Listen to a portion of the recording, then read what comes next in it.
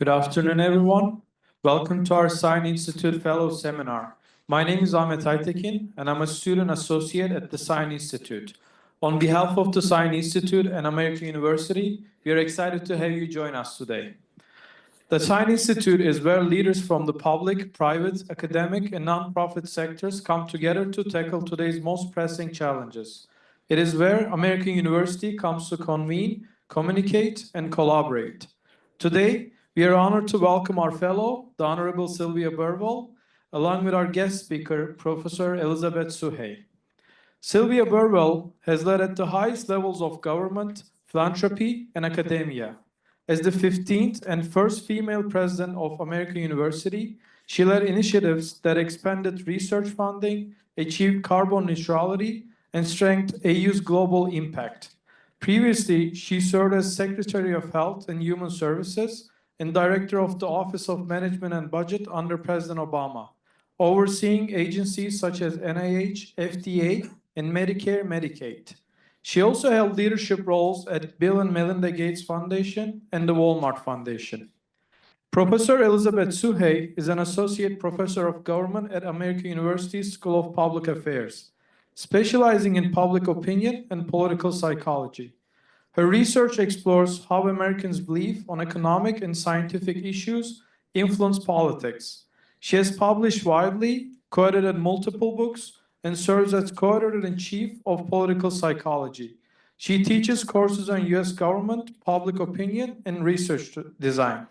Today's seminar, What is a Realignment?, will explore shifts in political, cultural, and policy landscapes and their implications for the future.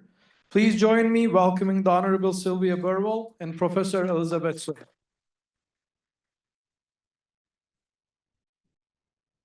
Thank you so much for that introduction. And I also want to say a big thank you to the student team. Can you all actually wave, all the members of the team? Thank you all so much.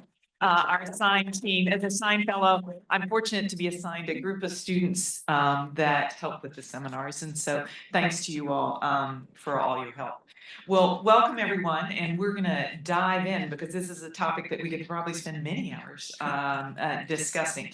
And I'm going to have pretty brief opening remarks and then turn to Liz to take over in terms of what we do. And then we'll come back. What we're going to do is we're going to have a little bit of time describing realignment and what it is, a little bit of history. And then we'll do some Q&A about what is realignment. And then actually, we want to ask you all some questions about evidence. So as you're thinking through, what do you think is either evidence for or against the argument that there is a realignment?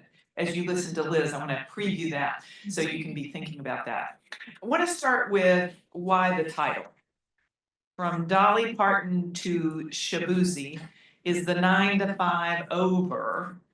Has there been a party realignment in the U.S.? And the reason for the title is, first of all, I actually like Dolly Parton, and I do like Shabuzi and the bar song. But really, the second reason that is the title is actually because it has to do with my initial hypotheses about whether or not there is a realignment.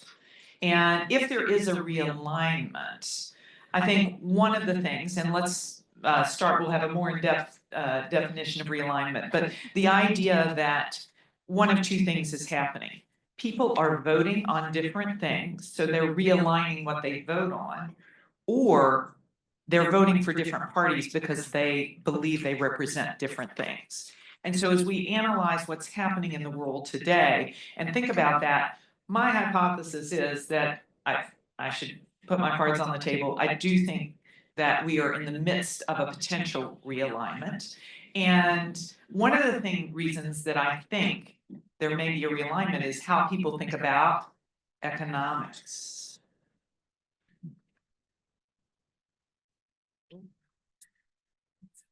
We do need sound. I could hum, but you don't.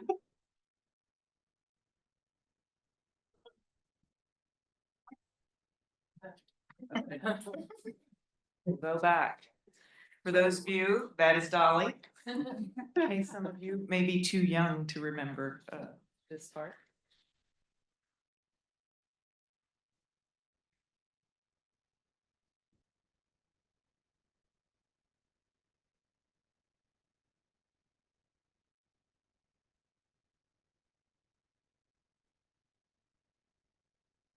What a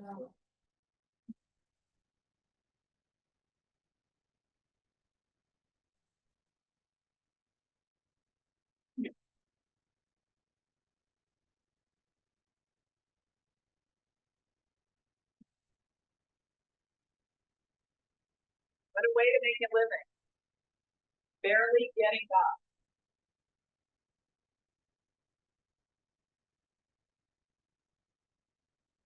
They use your mind and never give you credit.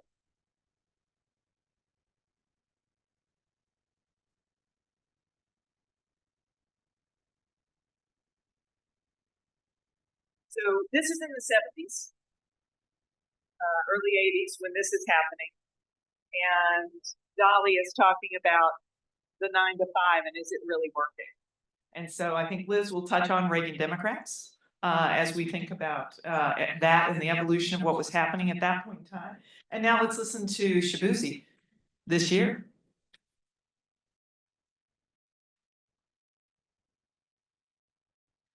For those of you who don't know Shabuzi, who's actually from the area. I did think about trying to get him as a guest.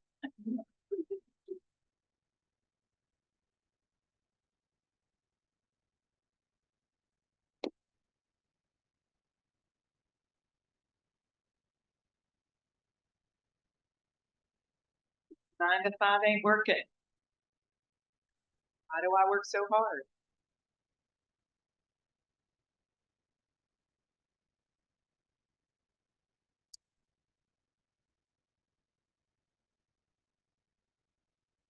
So both of these artists are talking about this question of the 9 to 5 in their work and this question of the working class and basic work and whether or not that is leading to a real.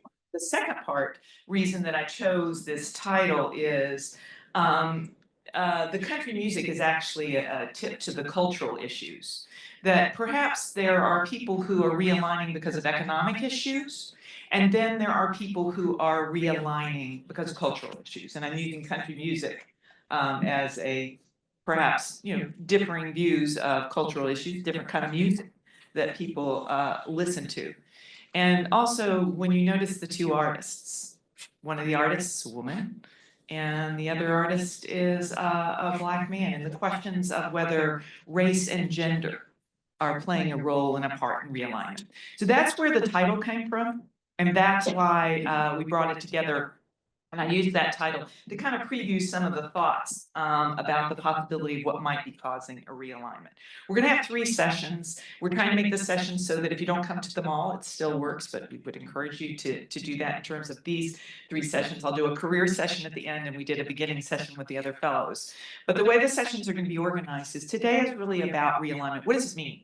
What's the definition? What's the history? And Liz has been gracious enough as an expert to come and is going to walk us through that. And then we'll talk a little bit about that and have some dialogue. The second session is going to focus a little more deeply on what did we actually see in this election from the numbers. We're going to talk a little bit about that today and what you all know. We gave you some articles to read ahead of time that give you some of that. But we're locking in, and I'm looking at Amy if we're locked in enough that I can announce the next speaker. Can I announce the next speaker? You good? Can I announce the next speaker for the? Yes. Really yeah, Amy Walters of the Cook Report will be doing the next session. Then we'll do a third session, a little bit about what it means on the go forward. And the other thing that I should just say is a sort of important context point to this set of seminars is it is firmly my belief that the politics and the voting, when you really get to it, you have to get to the substance. And that's where you need to start. And that's why we're having these dialogues and these conversations. Because this is really about substance. You can argue we didn't have the right message. There's message issues, there's communication, messaging, that sort of thing. That is rooted in substance. And it's rooted in the substantive beliefs of the American people. And maybe in another time, if you all want to hear about it, I so firmly believe that. And I guess it was 2017, a few years ago, when the Affordable Care Act, which I spent lots of time on, if you'll remember, was under siege, and I said it will not go away, and it wouldn't because of the substance and the relationship of the substance to the American people, even at a time where everyone predicted that after 100, there were over 100 votes to get rid of it. And so then, the votes were there and the power was there. So we'll come back to that, but I think just continuing to connect to substance is the basis. Communications is important, vessels are important, that sort of thing, but the substance is the basis, which is the economics and some of these cultural issues. And with that, a huge thank you, Liv, for taking the time to join us. I'm gonna go to the leads. You have to click yourself.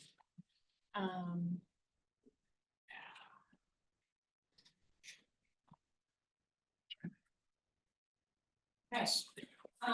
So I'm going to be talking today about realignment, and I'm here to kind of kick off this series, which is a little intimidating, and we'll thank you later. But okay, a little better.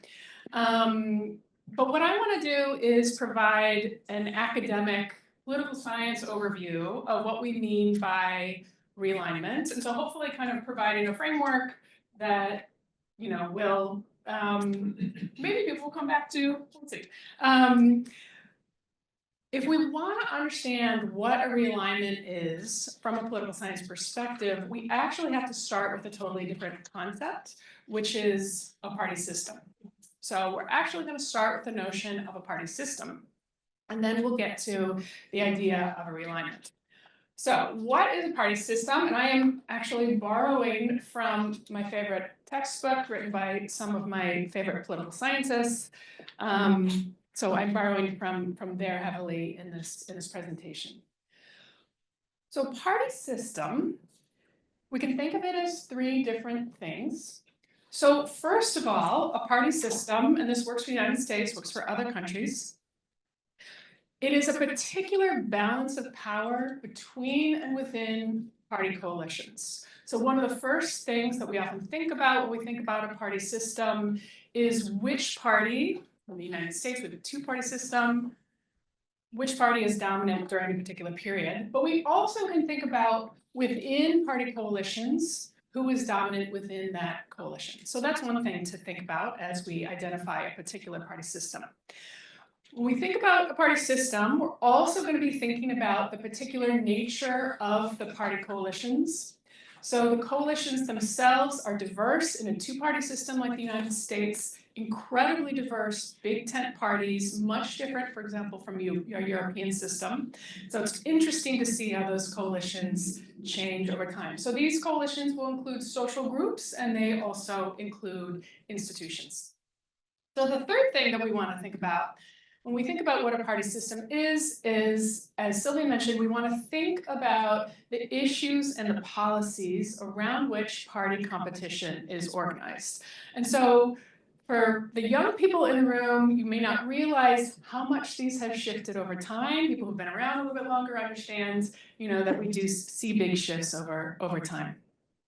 All right, so the United States, I'll talk about. So experts say we have been through 6 party systems over time, and I would argue that we actually in a 7th, and we have been for a while. That's a hot take. I don't know if that's been published anywhere, but you heard it here first. Okay, so in a party system, these things are going to be relatively stable or in equilibrium. And then if we want to think about the realignment is when things shift. So with respect to this shifting, political scientists actually tend to emphasize how enduring party identification is for Americans in particular. And so, from election to election, there's actually not as much shifting around as you might think. The press likes to, I think, kind of like exaggerate when we see shifts, but kind of look at the numbers, it's often, just a few percentage points in one direction or the other. Over a person's lifetime, right? It's very common for people to grow up in a Republican or Democratic home and just stay with that party throughout their lifetime. But that said, of course, there are shifts. And the shifts tend to happen gradually, where people move, say, to a Republican, they'll move to independent status. and then move to democratic status, maybe, or sometimes they go in and out of that independent category. Now, one thing that's interesting, and which is why this, seminar is so important, is that shifting has been happening more recently. So it's really hard to get these numbers, because what you have to do is you have to interview, to get a representative sample of Americans, you have to interview the same people over time. And so an important survey called the General Social Survey interviewed the same group of people, very large sample, represented the US, in 2016, and then again in 2020. And they, oh, this just went out. I can speak, oh, it's in and out. Okay, so the GSS interviewed the same people 2016 and 2020, and they found that between 25 and 30% of people had changed their partisan identification during that time. So that's quite high. Now, some of these people, again, were moving in and out of the independent category, but that's really a meaningful movement. Okay, so we want to think about what is a realignment then. So a realignment is going to be a change to the party system. It's going to be, well, a major change, of course, because things are changing all the time. So we've got two different points that I want to make here. So we have parties that are realigning with respect to their electoral coalitions. And this can lead to parties, becoming dominant or becoming weaker, but it also can just be kind of like a rearranging of the deck chairs, and things sort of are static in terms of which party is more dominant. And they're also altering their philosophies. And there's an emphasis here on public philosophies. Oftentimes those, in my view, can change more dramatically than the issue positions under the hood. I think we see some of that with the Trump administration, especially Trump 1.0, maybe not this time around. But we have a change in ideology, is one way to think about it. Now, with realignments, there is, excuse me, there is a sense that realignments are sudden, right? And so Trump 1.0 came along, 2016.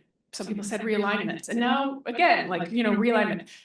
They're never so crisp. They're never so crisp. But you can have more sudden realignments based on important events that happen. But most realignments are creeping. And I mean, actually, at the end of the day, most are somewhere in between.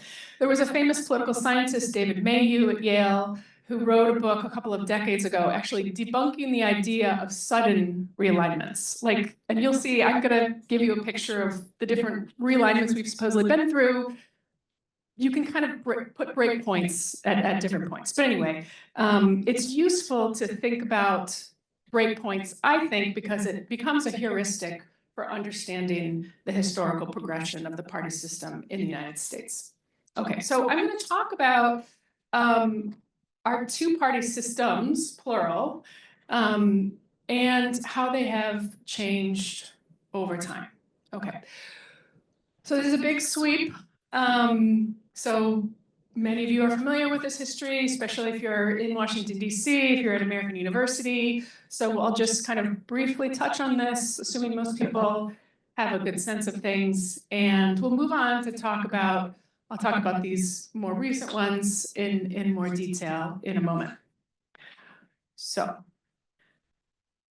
we go, for those of you who haven't had, an introductory political science class, most of you probably have, but we go back to the founding period.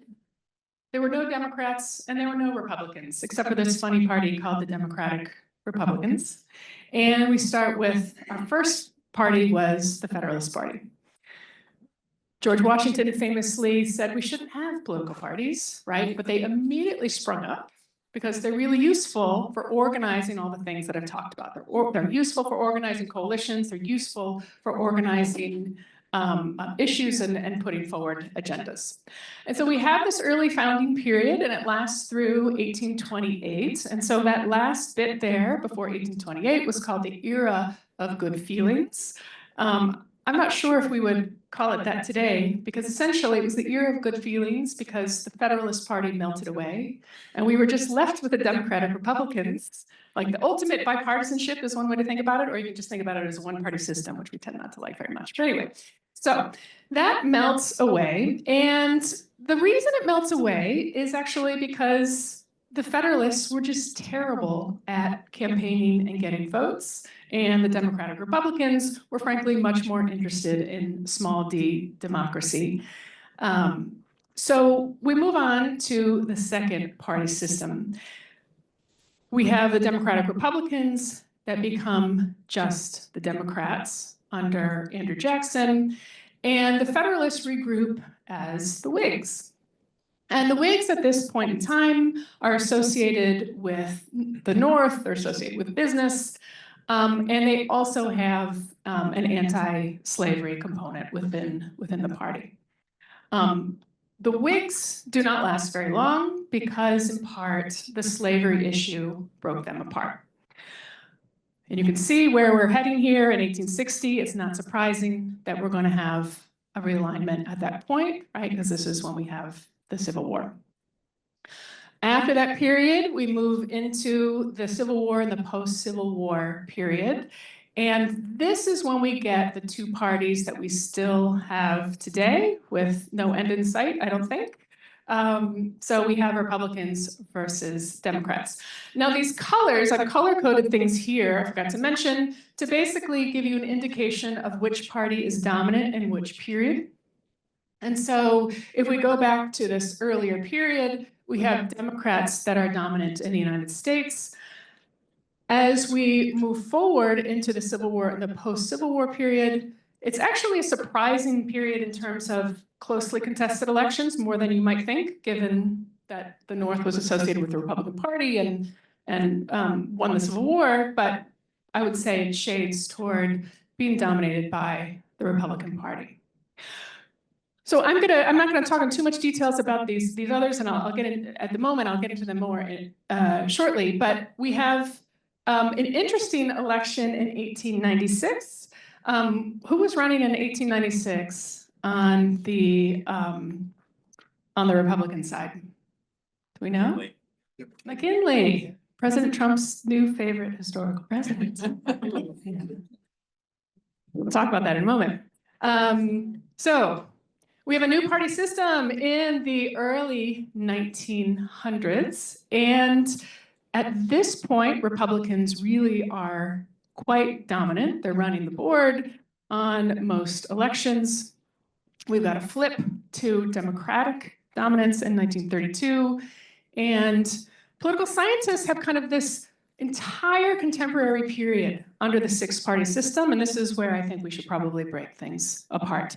I would argue, would you agree that it's, I mean, it depends on where we're drawing our dividing lines here, if we go into a seventh system, but it's been kind of a tilt toward Republican dominance during this period, I would say. Okay. So I'm going to talk a little bit more in depth about relatively recent party systems. So this is in the grand sweep of American history, so I'm going back to 1896, so not too recent. But it's helpful to think about the progression of specifically how coalitions have changed and how associated issue agendas have changed for the parties. And, you know, it's interesting, of course, because we see some echoes today in Trump's interest in tariffs, for example, going back to the fourth party system. But it's also useful to see that these changes over time, they have a, I don't want to call it inertial quality, but there's this kind of organic unfolding, right? We just have two parties and they just react to one another over time. And so you can kind of see this interesting linear change if you trace things going back in time. Okay, so I'm going to talk first about this fourth party system, which begins in 1896. So Trump is interested in this system in part because of President McKinley and his love for tariffs. He was very close with the business community, but it also is a period of the beginning of clear Republican dominance after some very close elections. So I'm guessing Trump didn't read the history books himself. I'm guessing somebody's in his ear telling him this, that, you know, this is kind of the vision going forward. And there really are some echoes, I think, to the present moment in the fourth party system. So we have a Republican Party, that's the party of business. That's going to be consistent over time. They actually attract a good number of urban workers and of new immigrants. A little bit different from today, they're very much associated with the North. And even though they were certainly a party that was not in favor of, we would say, egalitarian economics, it was, certainly a party that defended the incredible economic inequality of the time. Essentially, and I'm not enough of an economist to tell you how much this case holds water, but Republicans managed to convince lower income workers and immigrants that the Democratic Party, with its interest in economic reform, Williams Jennings Bryan, he's a populist, he's close to a socialist, he's interested in free silver. Republicans managed to convince enough kind of lower income folks that the Democratic Party's economic plans would be ruinous to the economy, right? And would ruin the industries that they're working in. So this is how, even despite that defense of kind of an unequal economic system, the Republican Party manages to do quite well. So going back, this has been a relative constant Republican Party. They're anti-government regulation because of that link to business. The Republican Party, it's important to remember, at this point in time, they were the party of the North after the Civil War, so they are the party of equal rights, such as they were. We don't want to overstate what that meant in those days, but so they're the party of suffrage for women and equal rights for Black Americans. Not equal economic rights, but political rights. And certainly the Democratic Party, I don't want to say that the entire party was shot through with racism, but it was the party of the South. And certainly if you were a segregationist in those days, the Democratic Party would have been the natural home for you. Okay, so in the 1930s, of course, we are dealing with the Great Depression in the United States. And so this is exactly the kind of, if we're going to have a sudden realignment at one point in time, that's the kind of thing that brings it, right? It's just a calamitous economic event. And Hoover is out the door in 1932 as the Republican president at the time. Hooverism is thoroughly discredited. This idea that we should have small government, we shouldn't worry about regulation, et cetera, is discredited. Democrats come in, FDR comes in, begins his term in 1933 with his New Deal, well known, of course, and he forms what's known as the New Deal coalition. The Democratic Party just basically becomes very popular. And so, we can talk about the kinds of people who were attracted to the party, but overall it's just a very strong party relative to Republicans for some stretch of time. So it's no longer just the party of the South. It's stretching out throughout the United States. It is definitely drawing low-income people. It is drawing immigrants. It's drawing racial minorities. So it's not solidified yet as the party that Black Americans are closely linked to, but that's starting. Because even though FDR, was not perfect by any means in his support for equal rights and his interest in kind of making sure the New Deal was applied equally across all groups, he provided much more economic support for Black Americans in particular than any prior government. So it was really meaningful. So we have this big shift in coalitions. Of course, well known for an embrace of using governments to provide Social Security, to provide various kinds of social insurance, and also to some degree to engage in redistribution.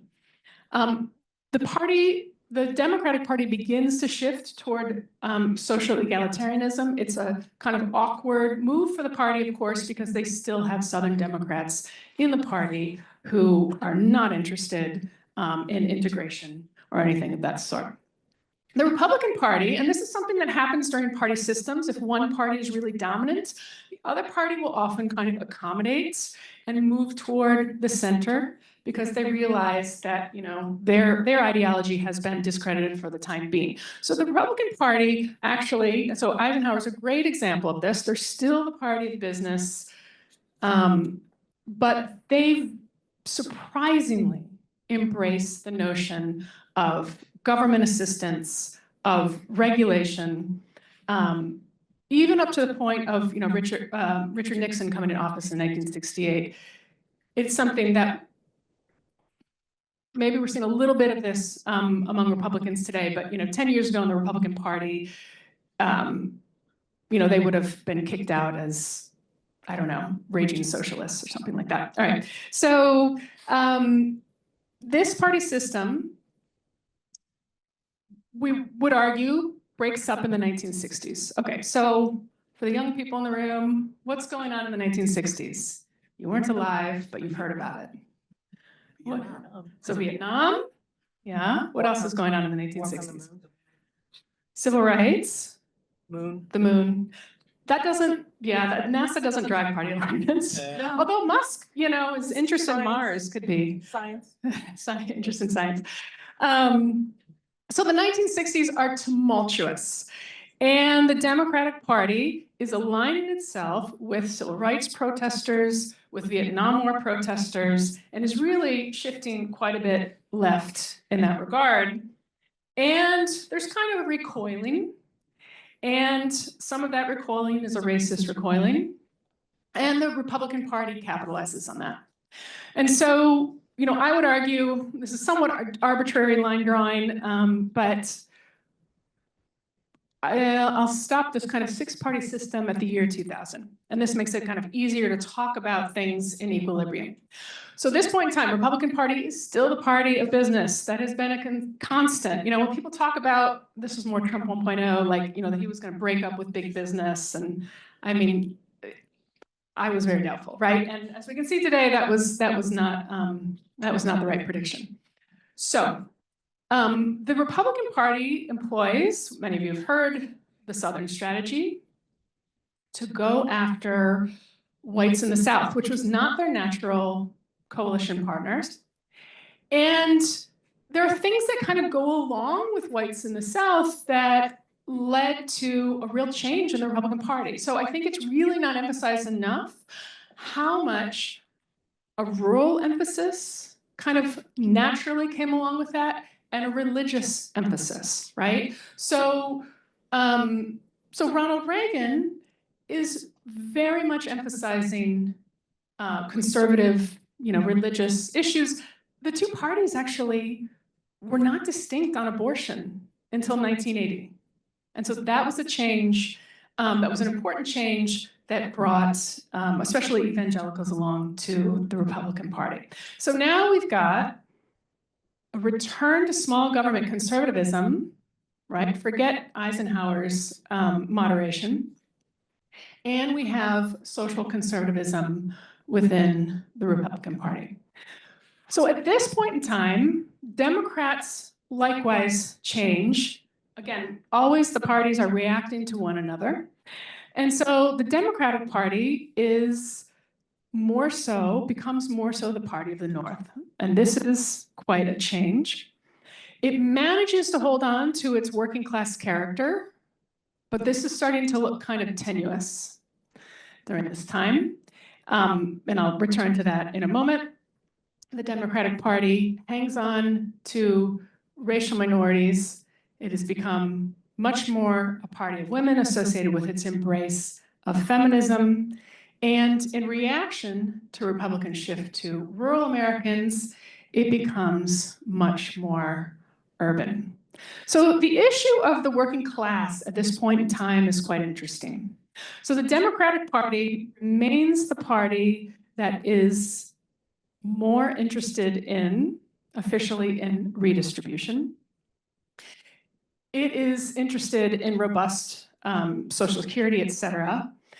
And you might think that there would be no competition, right, with the Republican Party.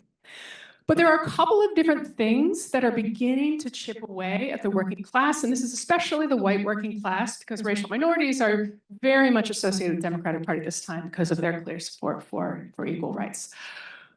So, two things that I would argue that are appealing to the white working class. One is, so Sylvia mentioned earlier, we have Reagan Democrats. So they believed this notion that, you know, Republicans are better managing the economy. We had kind of a very rocky 1970s associated with Carter. So Reagan comes in, we think, you know, everybody's gonna be doing better. There was a legitimate populist interest in lower taxes that Republicans promised, and I think Democrats often overlook that. Like, taxes are a real thing that people don't like and that, you know, eat into their budgets. But also, this has some reflection today, the Democratic parties move in a socially liberal direction. Those Vietnam War protests, right? So Nixon talked about the silent majority. Many older Americans were not interested, right? And many working class people who didn't go to college, you know, these college kids were on their fancy campuses protesting. Many working class people were really turned off by this. And often insulted by it, because many of them had fought. The college kids didn't have to fight, and then they're the ones, you know, going around stomping on the flag, what have you. Okay, so during this period of time, the Republican Party is becoming, has a more popular ideology. Democrats fought back by moderating. And this was successful. So Bill Clinton had a very successful, some blips, of course, in the presidency associated with Bill Clinton, but he had a very successful presidency, moderated on economics and moderated on social issues. Okay, so I've got one more slide, okay? Okay. Sorry, all right. So in terms of what has changed, I think today, we have entered new territory. I don't know if you want to put this at 2000 or you can put it at 2008, but things have changed. What's interesting is some of the change that I'm talking about is a polarization, kind of a further pushing away between the two parties. Trends that we saw before 2000 have become solidified. Democrats have rejected Clinton's third way and moved in a more liberal direction. So we see that ideological polarization. The urban-rural divide is hardened. It has increased. What's interesting and what's somewhat new is educational polarization. And this has kind of come along with shifts of the Democratic Party toward being more popular in urban centers, and the Republican Party being more popular among rural Americans. So that's part of it. It's more complicated. I don't have time to get into it. But this is a huge divide. But what is so interesting about the education polarization piece is that it comes with income depolarization. So thinking about kind of the name of this seminar, we have now both parties have a substantial number of working class people and lower income people in their coalitions. And both parties are now pursuing those individuals, but they have very different pitches as they do so. So this last point here is just a lot of academics, you know, focus on these two individuals who are transformational figures in their own ways.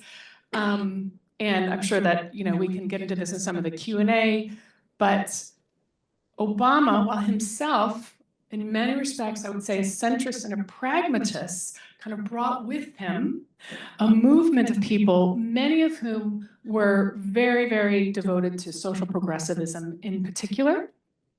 And that really took off as Trump entered the political scene. And we've got this back and forth pushing the two groups away from one another. This was evident in Trump 1.0, and this time around, we really see this, for example, with Trump's squashing of DEI, et cetera. So this is where we are today. We all know where we are today, and I'll leave it there. Thanks. Thank you so much, Liz. Things about Sine that I think is so important is that it brings people who are experts, experiential learning. And so I'm going to admit that having worked on the 1988 presidential campaign, having worked on the 92 presidential campaign, 96, I can go through.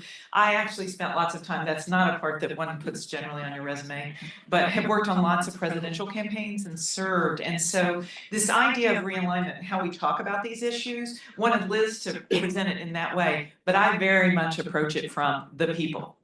And it's why I said I believe that when one's thinking about this, why do we have government in the first place? It's to serve the people. Why do we operate in a democracy? It's to serve the people. So as we approach this, and as you saw choosing Shabuzi and Dali, this is about where the American people, I believe, are in terms of what is it they want, what is it they need, and is the government meeting those needs in different ways? And so that context that we have, I think, is a very important context to start the conversation. Before we actually get into, I actually want to press you all on what evidence do you think there is or isn't of a realignment, but want to stop and see, do you all have questions about realignment? I mean, one of the questions I have is, you know, some in articles say you have to have huge shifts, that it has to, one party has to be dominant. Does that really define a realignment or not? In terms of that. But does anyone have any questions from Liz's presentation before we kind of go into talking a little about what evidence you do or do not see? Any questions? Yes. I'm curious, and I don't know if And this. do we need mics for the audience, for the yeah, here. Let's do it. That one. We'll keep switching. Oh, great. This is live stream, so we want the people to be able to hear.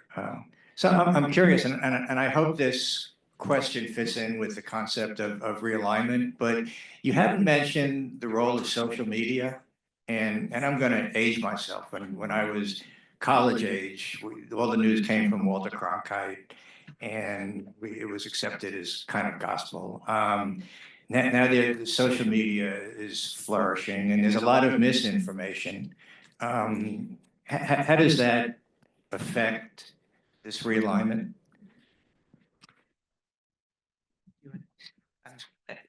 So I think the question of social media and misinformation and disinformation, they are categories that I would consider kerosene. In the sense that I don't know that they are the underlying reason, but they exacerbate things. And when I say that specifically, they exacerbate the ability to be portrayed one way or another.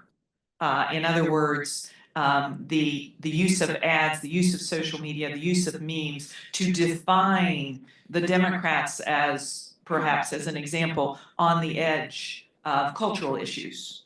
That's both substantively based, possibly, but then it is accelerated, possibly, by the use of social media, and similarly with the Republicans. So I think it is an important thing, but I would consider it an accelerant, not at the core of why people are voting. I think it could become a core in a world where we don't have, and this is why free media, a free press and the continuation of that. So it could shift more, but I think at this point in time, it's an accelerant, not the underlying driver. I don't know if you want to add anything.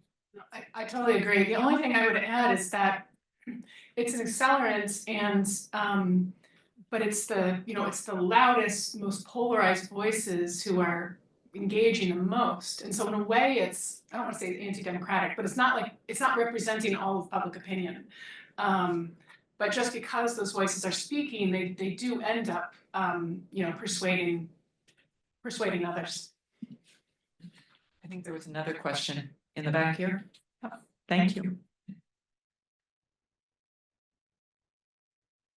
Hi, I have a question about like the lag of the economy, or the lag of like feeling effects of economic downturn on realignment. So Professor Suhay mentioned how these are often creeping phenomena, but also that a specific event such as the Great Depression or maybe the economic recession of 2008 or inflation today, like these are big events that can bring about realignment. So I think today there's a little bit of confusion of what party is causing the economic downturn. And I don't know if that's just because I'm relatively younger, so I've been, really politically conscious for a few election cycles, but yeah, I guess I'm just wondering, is there any, in this like study of realignment, is there any measurement of like economic lag? How do we blame certain parties in power for economic problems? And is it fair to blame the party in power if they're dealing with the effects of economic policies from the previous administration? So I think I would answer that question that the question of you generally, if you have it, you own it, in terms of how the American people feel about many things in terms of that. But I also think that that is reinforced by substantive issues and things. For example, it's probably not simply that people were the people who voted and voted based on, say, inflation and voted against Harris based on the inflationary issues. That was probably not just about that. And this is why the substance is so important. It probably, the questions of how your life was living. This is why this is like, you have been living your life along, and it can be an acute event like inflation. I think the inflation that we've had wasn't acute enough in terms of what was happening, but it's what you're living your life. What's it like at the kitchen table? What's it like in terms of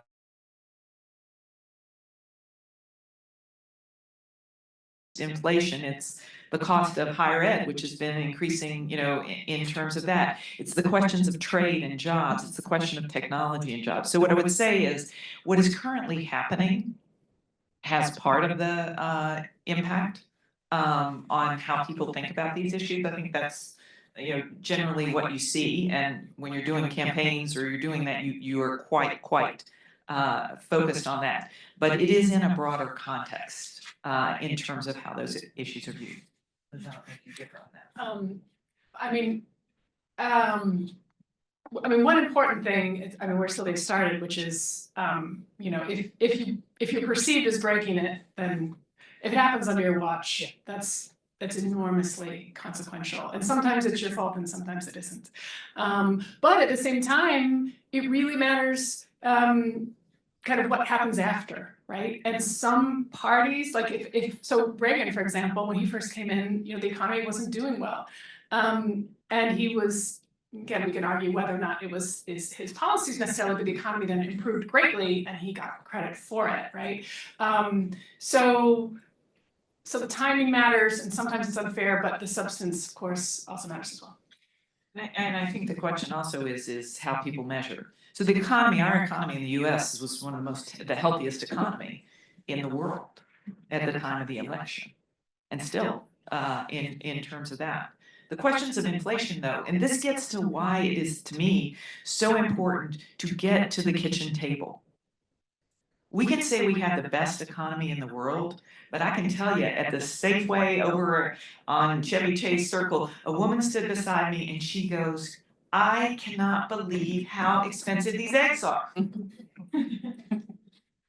like, I've worked in economic policy in the government and done all of that, and I have to tell you, like, the woman in the grocery store in a neighborhood where you're not necessarily going to be is complaining to me, a total stranger. I don't know that I have anything on my face that says you should talk to me, but complaining to me about the egg prices. And so how this stuff and how that person thinks about these issues, to me, that is how, if we are having a realignment, it is to me about this question of how am I being served? And I think we're in a place where it is even more complicated because I believe that people believe the systems and the institutions aren't working for them. And that is why, my hypothesis of the case here is that there were people, and the people that that swung this election are people who didn't necessarily like the individual they voted for, but they believed that somebody blowing up the institutions that were not serving them, either economically or culturally, was worth it. I've been trying it this way for a long time, and it's not working. So I understand this isn't a good person. I understand, I don't agree with them. I understand all of that. But what I do know is they're going to blow up these institutions that aren't working for me. And that's a little bit of the theory of the case, but getting to that underlying of why is it that all these people believe things aren't working for them? That's the substance of where we need to go as a nation in terms of that. So your question kind of leads to the broader issue. Others in terms of realignment, we're kind of already getting into the full realignment kind of conversation. Thank you for being here and thank you for your presentation. My question is, do you feel that the realignment is being driven more so by grassroots movements that are empowered by information, whether it be accurate, inaccurate, or misleading, or by the traditional elite power structure and institutional structures that we have? Yeah. You want Okay. So I think that it is actually in reaction to institutions. So I don't believe it's being driven by that. And I think it does come to some of the communications tools and that sort of thing that I think there are probably three things. One, there's a reaction against institutions. Two, the way that people can and do get their information is making a difference in terms of this being driven at a more decentralized local level. And the third thing that I would say, and I don't know how, this is part of why I wanted to do the seminar. There is something that has been happening in our country since the 1970s, which I call it the rise of the individual and the decline of the community. And it's touched on in some of the articles that were attached that you saw. But if you read Robert Putnam's book, Bowling Alone, and Putnam wrote this book, and the whole theory of the book is everything about our country is driving us to be more individualized and not community. And the reason the title was Bowling Alone, just like my Shabuzi and Dolly thing, is that there were a decrease in the number of bowling leagues. And bowling leagues were actually a sign of community. He used it as an example. But people don't go to the same houses of worship as they, there's a decline in that. That's an entity that's organizing in community. We don't have as many bowling leagues. Everything about us drives to the individual, including, it was in the 1970s when you see the rise of individual voter issues. That's when you got a letter from the NRA or Planned Parenthood. And so people became focused on the individual and their individual things. And this gets exacerbated. This is coming from a person who worked on NAFTA, for those of you, the free trade agreement with North American Free Trade Agreement with Canada and Mexico. I spent lots of time getting that thing passed. But what you also understand is that trade and those increases in trade, what were the biggest benefits? Cheaper goods, materialism, the individual, and an expectation that people would move when they lost their jobs. So the third thing to answer your question of like, well, do you think this is like driven this way or driven this way? I think much more this way. And I think we have an issue on the right and the left of the rise of the individual. That my things, where my rights and my stuff stops and the communities, the overall good begins, we kind of gotten away from. We don't consider that community as much as we used to. And I'm not sure, that's a part of the theory of the case I haven't quite gotten to, and I'm hoping the seminar will help with. So I think I agree with all that. I would, my initial reaction is to say, and this goes back to the earlier question, that the loss of jobs in response to globalization, the economic crash of 2008, rise in inequality, rise in economic inequality, all these things are deeply, deeply unsettling. And I think it makes, and that certainly is bottom up, right? That makes people kind of looking around, like they're looking for some sort of solution. I think that in their different ways, both the Democratic Party and the Republican Party haven't, addressed these challenges well enough. I personally think that, the parties have their own problems. I think that the Republican Party has been, for a long time captured by highly, highly affluent individuals, and although that's changing to some degree, and people who are quite libertarian on economics. But the Democratic Party has had its own problem with interest groups who have very kind of narrow visions of kind of where we should be, and both of those things I think are wrapped up with inequality. On the one hand, we have economic inequality, we also have that educational inequality, and people who are lower income and who don't have a college education are just feeling super angry and boxed out, and things aren't going well. There are real problems. I realize, of course, I don't want to poo-poo the accomplishments of the Biden administration, but there's a cost of living, there has been that kind of crisis, affects housing, so many things. So anyway, I think that people are just casting about right now, and who kind of wins at this point is which party manages to do a good job in answering those challenges. But there is also an informational component, and that is what worries me, right? All of the misinformation that's cast about. So it's not 100% a fair fight. Yeah. Liz's point brings us back to the question you asked earlier about the economics, because I think one of the things that, and this is why focusing on the substance is important, is that for those of us who are parents in this room and different ages of your kids, but the likelihood that when I grew up that I would do better than my parents, this is analytically, it was like 80%. That you would do better than your parents. At this point, for our students who are here, it's, I think, starting to get around 50 or below. And then your question, that's a long time coming. The second thing in terms of this long time coming in terms of economics is something called the Gini coefficient. And so the Gini coefficient, I see it nodding, that makes me happy. We have economists in the room. The Gini coefficient basically is, for the lowest paid person in a company or a firm, how many times do you have to multiply their salary to get to the highest paid? And that widening gap, together with another economically widening gap, is the percentage of people at the very, very top, how few people represent that number versus the divides in the quartiles of economics. And so these are, you mentioned acute episodes, but these are long-term trends that people are feeling and knowing in their lives. And that's a part of what I think is contributing to a dissatisfaction and a concern that does exist. Other questions? Oh, I see this gentleman.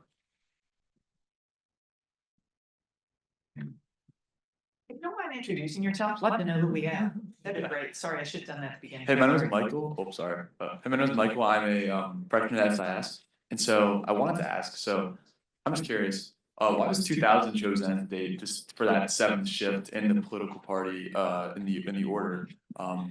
Yeah, so, well, you have to pick a date. So that was the end of the Clinton administration, and George W. Bush came to office. And a big part of so if we think about us being in a new party system, some of it is just a sharpening of divides that had long been brewing. But what's new about where we are now is the educational polarization piece. It is part of the reason that Trump and Musk are bashing the administrative state, because they just think it's a bunch of liberal eggheads and they want them gone. So anyway, it's at that point in time that the Democratic Party really starts to clearly lose the non-college educated workers. So that's a big part of the reason that I chose that date. Which is after, I did work on the Clinton campaign and if you watch the War Room movie, you will see me in the movie. I'm leaning on a table, it's my backside, so you might not recognize me, but in the movie, worked on that campaign. And you know, that campaign was, it's the economy, stupid, and don't forget healthcare. It was pretty simple, like, and I, like, you know, and James has come back on, James Carvell, who, was one of the people who very much focused on that, but there was a change in that post, period. I think, you know, Liz is, reflecting, that in terms of that. I want to hear others' questions, but I do want to bring up two quick issues that we haven't really talked about, and this is the education. You know, the question of the elites and that, and the other issue that we haven't discussed is race, and the question of voting and race. And I wrote down the numbers because I wanted to make sure, let me see where I wrote them down. I thought I wrote them down, just to make sure I had the right numbers.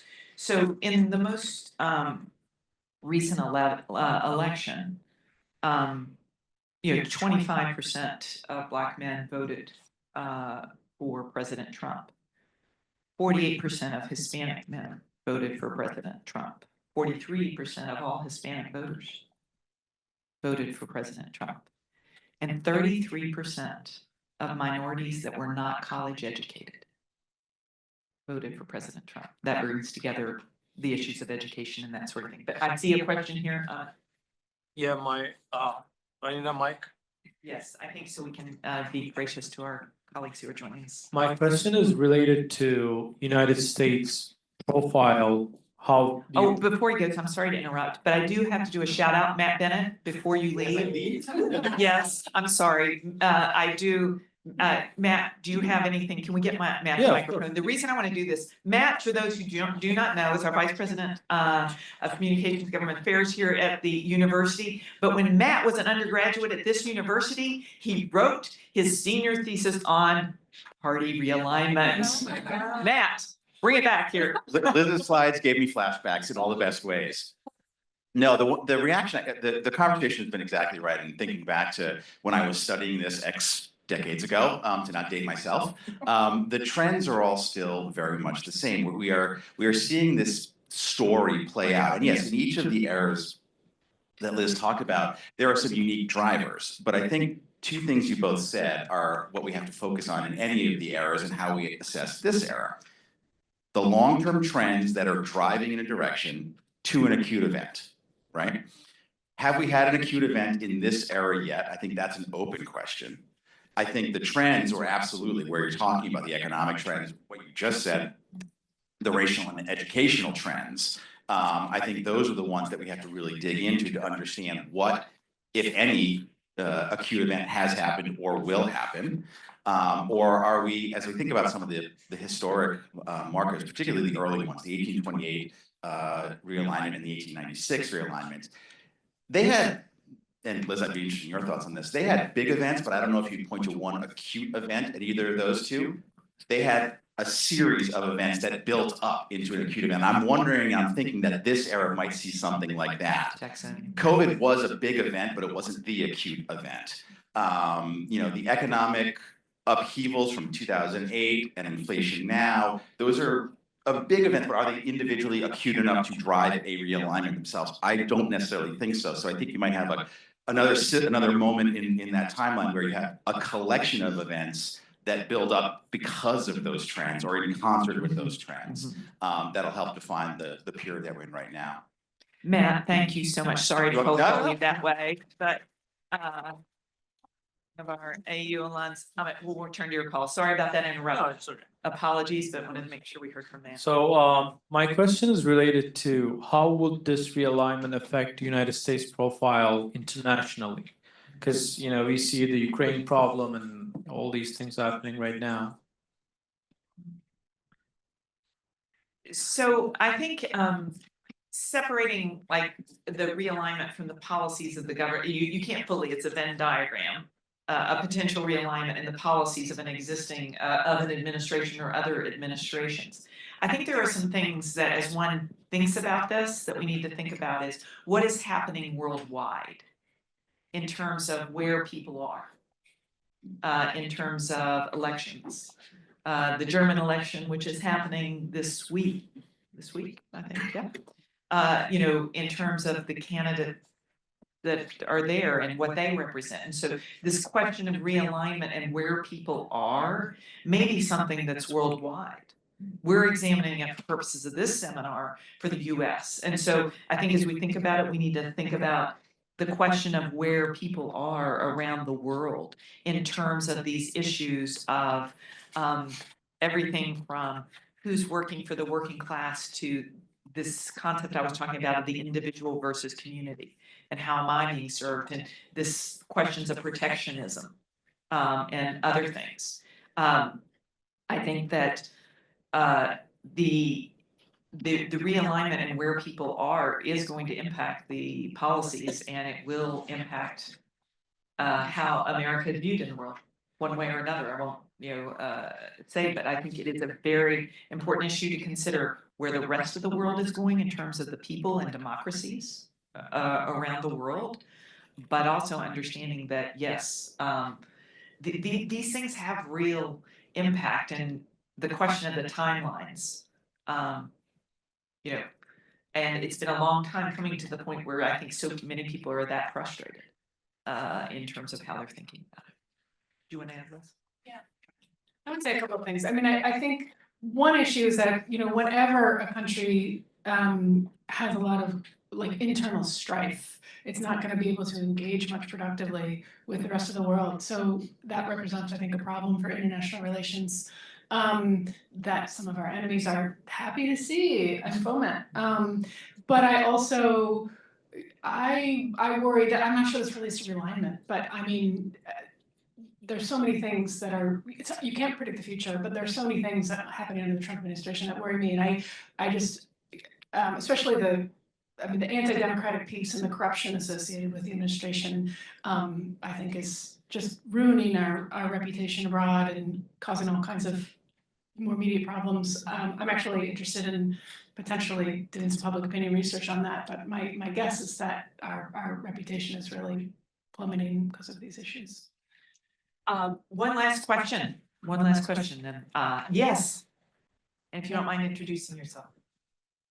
Suzanne Smollett.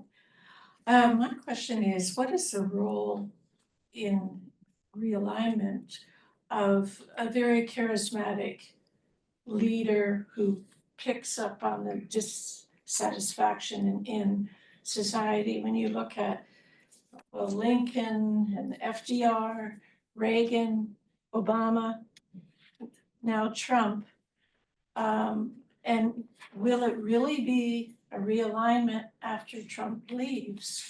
Or is this truly a realignment in the parties?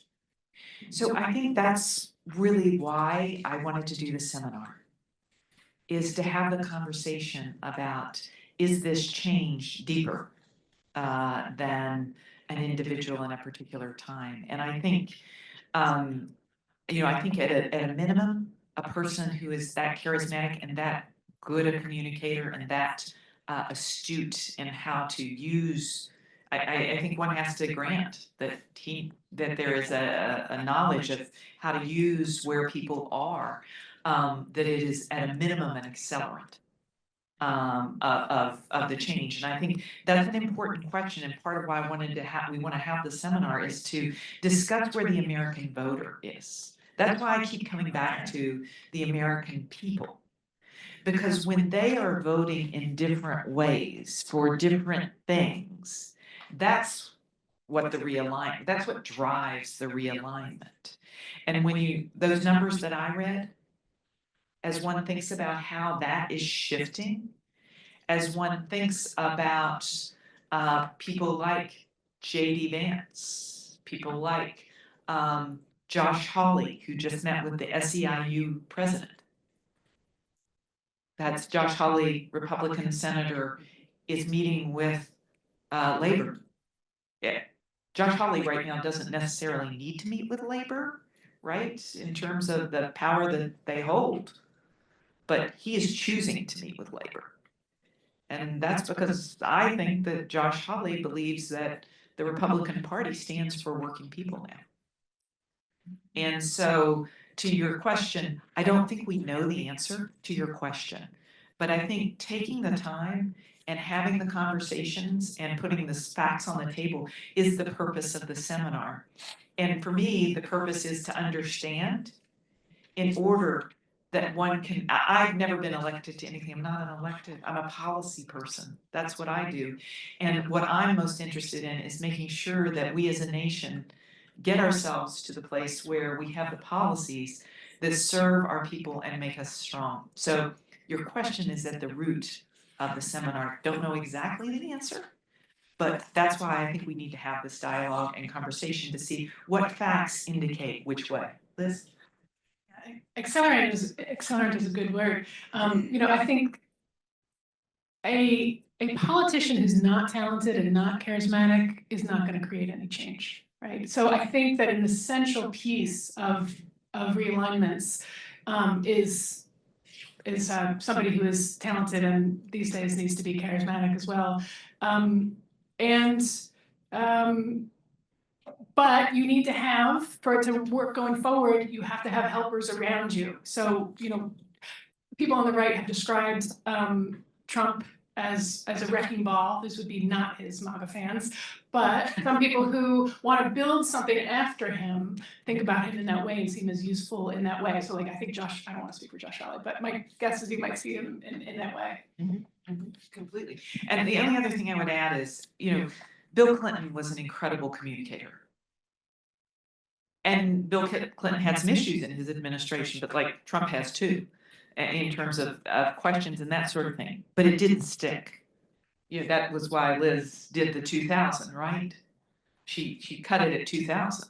If people had contended you down the, there's a third way, in terms of the Progressive Policy Institute and all of that, like that would have led to a different outcome. So the person, and he is, I think most people would say one of the best communicators, even surpassed Obama in terms of ability to explain, connect to the people, do all of that, and it didn't happen. And so that's an important I think thing to consider. And I see, Ava, we could keep going, and we are going to keep going because we have another session on this. Amy Walters, for those of you who don't know her, she's fabulous.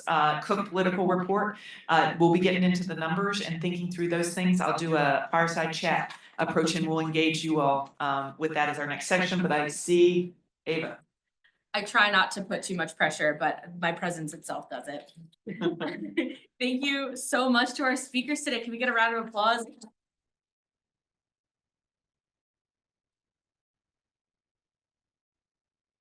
Here at Sine, we always say convene, communicate, and collaborate, and that goes beyond this room. So keep these important conversations going with your colleagues and your communities. If you enjoyed this event, Sylvia will be back with Amy Walter, an amazing journalist, on March 6th at 5 p.m. We have flyers for this outside if you want to take one.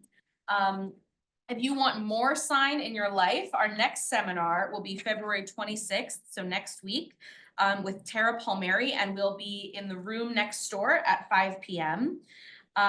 For more information on those events, we'll have postcards and things like that outside that you can take for more details. And please, we're begging you to take a piece of pizza on your way out. Thank you so much again to our speakers today, and thank you all so much for joining us.